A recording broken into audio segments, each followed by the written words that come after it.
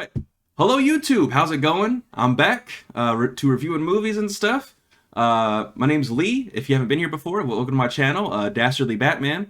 Today we're going to review Nosferatu, directed by Robert Eggers. It is a remake of the 1922 film, silent film by F.W. Murnau. Nosferatu 2024, like I said, directed by Robert Eggers, written by him, and it stars Lily Rose Depp, Nicholas Hoult, Bill Skarsgård, Aaron Taylor Johnson, Willem Dafoe, Emma Corrin, Ralph Ineson, and Simon McBurney. So before we get into it, I'm going to play a clip from the film here, and hope you guys all enjoy taking a look at Nosferatu. Come to me. Come to me. A guardian angel. A spirit of comfort. Spirit of any celestial sphere. Anything. Hear my call.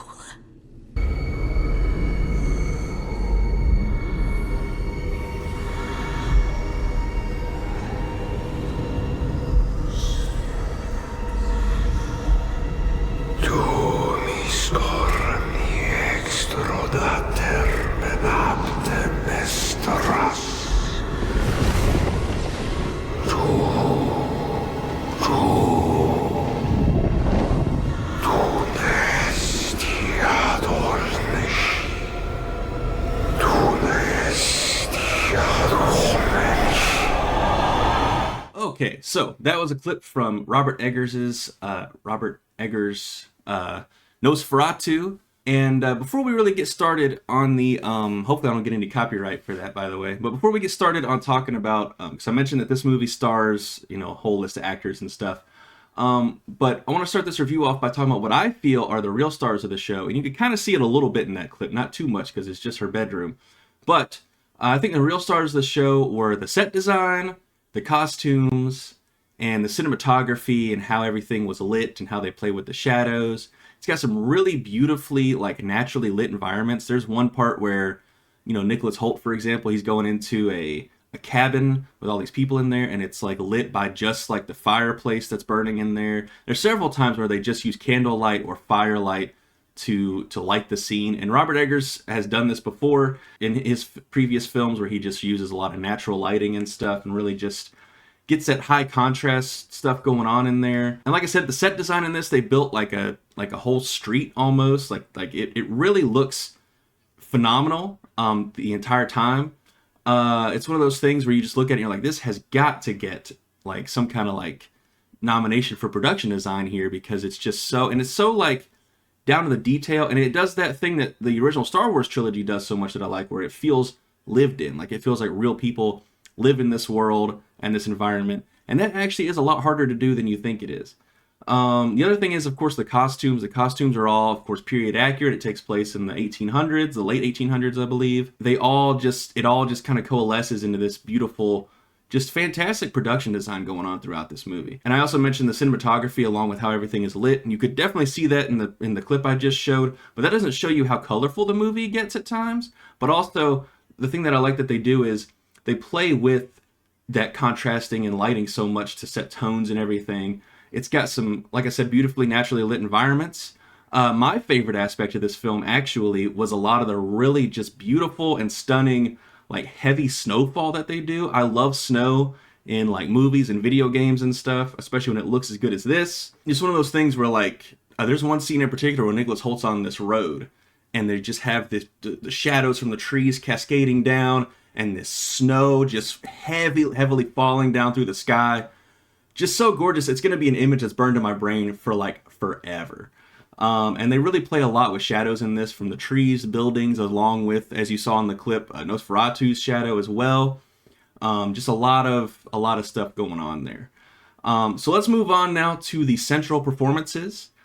Lily Rose Depp really is the main standout in this movie. I think she has the best performance throughout the film, and she's doing a lot here. She's game for all of it, really just giving a fantastic performance from a physical standpoint as well as just her vocal performance. And there's also times when she's legitimately creepy. I feel like there's times when she's creepier than Nosferatu himself. And that really is, you know, a testament to how good she is in this film. There's times when she's like, just her body's like twitching, and she's got to like deliver these like monologues and stuff while she's like twitching her body and everything. Genuinely fantastic stuff from her here. And I gotta say, I want to shout out this year in particular, more so than previous years. I feel like really has been a good standout year and a great year for women in horror. From Naomi Scott in Smile 2 to Micah Monroe in Longlegs, as well as Nell Tiger Free in The First Omen, which I really liked a lot. And I gotta say, and I know it doesn't really matter too much, I don't see how you look at these 4 performances and you say, all right, Oscars, you got to nominate at least one of these women. All right, you got a tall order, I know, because it's horror, but horror movies have been so good this year that it would be nice to see them represented at the Oscars for next year whenever they get around to doing all the nominations and stuff. Because this year in particular, I feel really, we had so many great standout horror films along with great standout horror performances, not just from the women, but from the men as well. I thought Nicolas Cage was fantastic in Longlegs as well. But anyway, Lily Rose Depp really giving it her all here, and this is definitely a star-making turn for her. She's going to get a whole host of people calling her on the phone, calling her agent on the phone, saying, "Hey, can I get Lily Rose Depp in this film?" Because obviously she's got the goods. As for Nicholas Hoult, boy, he's sweaty in this movie, real sweaty, and you know, that's dope. And he plays his character perfectly. He plays the husband of Lily Rose Depp, and you know, there's times when he's just absolutely terrified of what's he's seeing in front of him and everything, as he should. He's got to do like a really interesting performance. He's doing like kind of the Keanu Reeves performance from Bram Stoker's Dracula. Not exactly the same, of course, but you know, he's that character. And yeah, man, he's giving it his all. And there's times when I legitimately was like, he is just filled with dread. So he did a fantastic job as well. Now, Aaron Taylor Johnson, I've seen him get a little bit of a hit on this movie. I've seen a couple critics say that he's miscast or that he wasn't very good in the film. I disagree. I actually really liked him in this movie. He plays a guy who's like that typical upper class, like posh guy who's just way in over his head. He has no idea how to deal with this situation, and he's just like I said, he's totally in over his head. He doesn't know what to do. He's coming at it from his standpoint of, I'm upper class and I usually know what to do and what's got going on. I'm a good businessman. I got a good wife. My life's together. What's going on?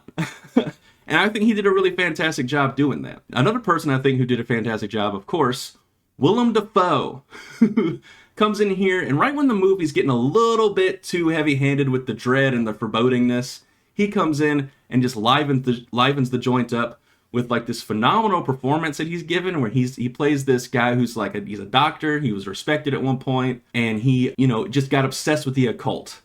And he's not necessarily a vampire hunter. He even says multiple times in the film, "I've never dealt with this before, but let's figure it out." And he's just having an absolute blast from beginning to end. As soon as he shows up, I was like, man, I can't wait for him to get on screen again. He's just absolutely crushing it, as he usually does. Ralph Ineson is in this. I don't think he's really doing anything we haven't seen him do before. But man, I mean, he sounds great. You know, his voice is so fantastic. He can sit there and read like ingredients off of a freaking soap bottle, and I'm gonna enjoy whatever he's doing. You know, he plays a doctor in this film. Actually, Willem Dafoe plays his mentor, the person who trained him and everything to be a doctor. I thought he was good. He's really good. Don't get me wrong, but he's not really doing anything that I haven't seen him do before. And now we're gonna get to Bill Skarsgård. Now, speaking of not really doing anything I haven't seen him do before, I do feel like Bill Skarsgård has done this type of performance before, where he's like gone into a monstrous role and become completely unrecognizable and is doing a voice and everything. He did that with Pennywise. He's doing that here again. I do think the makeup and everything is phenomenal, and he is a really great Nosferatu. He really is. And if you went into this film not knowing that Bill Skarsgård was playing Nosferatu, you wouldn't know it was him, you know? And I think his design is really cool. It's a lot different than previous Nosferatus, and they give him this mustache, which I know sounds ridiculous, but when you see it in the film, it actually, like, I think really brings the character together. It makes him, especially for the type of performance that Bill Skarsgård is giving as Nosferatu, I think it really, like, just, for some reason, that little added detail of that, like, nice thick mustache on Nosferatu just adds a lot to the character that we haven't seen before. That's the central performances. Like I said, I think everyone is good in this film. Like, there's not a single bad performance in the movie at all. That's typical of Robert Eggers, though. He usually brings in his actors and he puts them at their A game. So, speaking of Robert Eggers, in my opinion, the guy's 4 for 4 now. I like all of his movies. It's funny enough, as much as I liked it, I still don't like it as much as, I think my favorite of his still is The Lighthouse. Which is funny because when I first saw The Lighthouse, I didn't like it that much. And then I watched it again when it came out on video and really dug it. And that's actually my favorite of his now. So, I do think that this is like, for me, it's probably like Lighthouse, The Witch, this one, and then The Northman. And I like all 4 of those movies quite a bit. So this isn't, me saying like, oh, Nosferatu's weaker. I think all his films are extremely good. So speaking of that, Robert Eggers, something he's really, really good at in his films is he's really good at creating a sense of dread and just forebodingness. And if you watch The Witch and The Lighthouse, you really get that sense. He's just continuing that. And, he's bringing in the floaty camera style that he used from The Northman. He's mixing it with other stuff that he does a lot. But I really actually liked how he was using the floaty camera at times. The times it switches to just, as you saw in the clip actually, it'll switch to the camera just floating and then panning over to what you need to look at, what's important to look at. And I thought that was really cool, and he plays around with that a little bit. There's times when you're like, oh, what's over here? But then there's nothing there, and there's something on the other side of the camera that you can't see. I thought that was really cool, especially when they do the ship scenes when Nosferatu's coming over from where he lives on the ship, the Demeter. I don't think they call it the Demeter in this film, but when he's doing that, there's like some brief scenes in that. I love the way that stuff was shot and lit, and all the heavy rain and the water and stuff, and the way he like frames scenes and stuff, which also, just shows he's great at staging a scene. He's got great blocking throughout the movie. That's something that I feel a lot of films these days, like whenever I end up really liking a movie, I do notice that usually the staging and the blocking is really, really good. And, in a lot of, especially in like a lot of the more bigger films that are coming out, like Captain America will be out in a couple months, they don't really have time to do that sort of stuff. So it's nice to sit down and just watch a movie where they focus on how are we lighting the scene? How are we staging it? How are the characters moving around? Does it have motivated blocking? Does it have decent, stuff like that? So, and like I said, I'm really excited for what he does next. I'm going to remain excited. He's one of those filmmakers who has yet to let me down. Not that he has to prove anything to me in particular, but yeah, I think he's fantastic. And he says that he has like tons and tons and tons of stuff on the docket. He doesn't even know what he's going to do next, really. But I'm excited for whatever he does, because this was really great. And it's a really, really good love letter to the original film, in my opinion. It's not really a love letter to the other remakes and stuff, like the, I can't remember his name. I'm blanking on it. But they had the one with Isabella Gianni in it from the 70s that is really good. And this is more harkening back to the original film. So yeah. I highly recommend you go see Nosferatu in theaters. It's phenomenal. It's great. And I'm going to have to give it 4.5 stars out of 5. I really loved it a lot. And I think I'm going to go see it again. They're playing it in 35mm at a theater near where I live. So I'm going to go check it out in that. And I might go with my dad. I'm not sure if he'll like it, but, I really dug it a lot. So anyway, that's my review for Nosferatu. Please let me know in the comments down below if you've seen the film. What you thought of it. Also, let me know what your favorite Robert Eggers film is. And yeah, like and subscribe. Hit the little bell thing. All that good stuff. And I will be back with more videos. Anyway, guys, hope you enjoyed the video. And I'll see you in the next one. Peace.